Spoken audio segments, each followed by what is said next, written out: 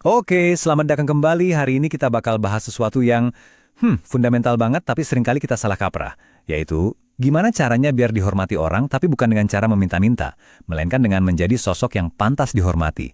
Yuk kita mulai. Pernah nggak sih ketemu orang yang kayak gini? Begitu dia masuk ruangan, nggak banyak omong, penampilannya mungkin biasa aja, tapi entah kenapa auranya tuh beda. Semua orang langsung respect. Bukan karena dia cari perhatian, tapi karena ada sesuatu dari dalam dirinya yang memancarkan wibawa. Nah, itulah yang akan kita bongkar hari ini. Jadi rahasianya itu bukan di merek bajunya atau seberapa kencang suaranya, sama sekali bukan.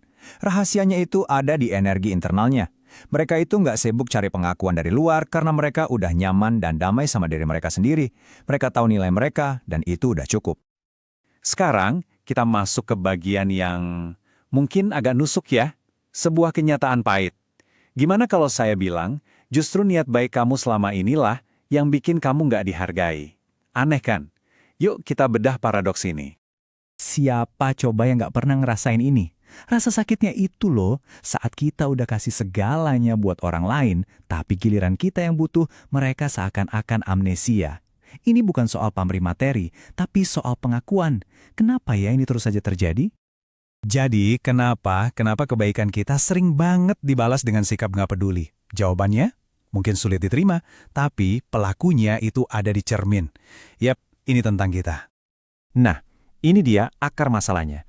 Kita, tanpa sadar, justru jadi guru yang ngajarin orang lain cara untuk meremehkan kita. Setiap kali kita bilang ya padahal hati kita teriak enggak, setiap kali kita biarin batasan diri kita diobrak-abrik, kita itu lagi ngirim pesan, waktu dan energiku nggak berharga, ambil aja sepuasmu. Coba deh lihat perbandingan ini. Di satu sisi, ada baik hati yang tulus dan menginspirasi. Di sisi lain, ada terlalu baik yang nggak punya batasan, yang akhirnya cuma jadi sasaran empuk buat dimanfaatin. Garisnya tipis banget, dan seringkali kita tanpa sadar menyeberanginya. Dari niat jadi pahlawan, malah jadi keset. Coba deh pikirin prinsip dasar ini. Emas itu berharga karena apa?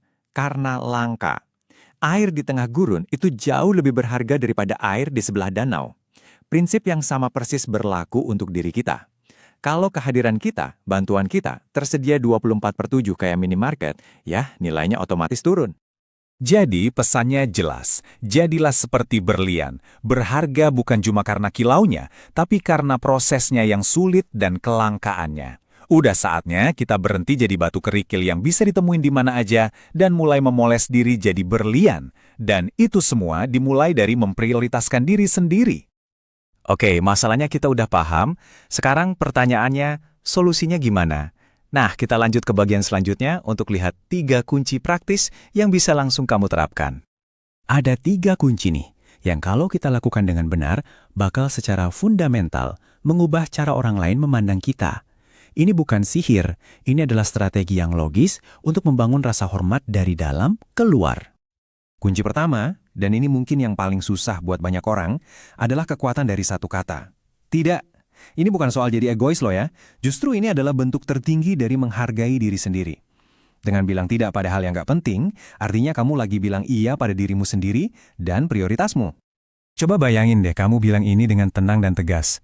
Aku ngerti banget kamu butuh bantuan, tapi jujur, saat ini aku lagi capek banget. Udah gitu aja. Gak ada drama, gak ada permintaan maaf yang berlebihan, cuma kejujuran. Setiap kali kamu berani melakukan ini, kamu seolah lagi masang papan pengumuman, hargai waktuku. Lanjut ke kunci kedua, yang lagi-lagi mulanya dari diri sendiri. Orang lain itu pada dasarnya cuma cerminan dari cara kita memperlakukan diri kita. Pertanyaannya sederhana aja, kalau kamu sendiri nggak menghargai dirimu, kenapa kamu berharap orang lain repot-repot melakukannya? Ini bukan soal jadi arogan, tapi soal punya integritas diri. Coba deh perhatikan cara kamu berpakaian, cara kamu bicara, siapa aja orang-orang di sekelilingmu. Semua itu adalah sinyal yang kamu kirim ke dunia tentang standarmu. Saat kamu naikin standar itu, orang yang nggak selevel akan otomatis menjauh, dan orang yang tepat akan datang mendekat. Dan kunci ketiga, perlakukan energi kamu seperti baterai HP yang terbatas. Jangan biarkan semua orang dan semua hal menyedotnya sampai 0%. Pilihlah dengan sangat bijak di mana kamu mau menyala. Maksudnya gini, ini bukan tentang menghilang atau jadi antisosial, tapi tentang membuat kehadiranmu itu jadi sesuatu. Pas kamu muncul, berikan 100%. Dengerin baik-baik, bicara yang berisi, lalu berani untuk pergi. Kehadiranmu akan terasa seperti matahari terbit, langka, hangat, dan ditunggu-tunggu. Bukan kayak lampu neon toko yang nyala terus panjang malam. Oke, kita udah bedah masalahnya dan 3 kunci solusinya. Sekarang, mari kita rangkum semuanya menjadi sebuah pola pikir baru, sebuah mindset yang bakal mengubah cara kamu membawa diri selamanya. Ini dia perubahan paling pentingnya. Berhentilah jadi pengemis validasi.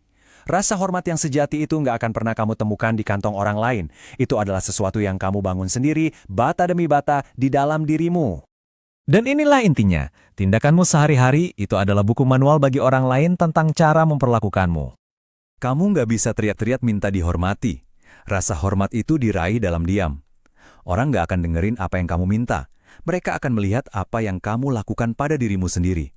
Mereka akan menghargaimu saat mereka melihat kamu menghargai dirimu terlebih dahulu. Jadi, kesimpulannya begini. Singa itu nggak perlu mengaum sepanjang hari untuk membuktikan kalau dia raja hutan. Kekuatannya terpancar dari ketenangannya. Kamu pun begitu.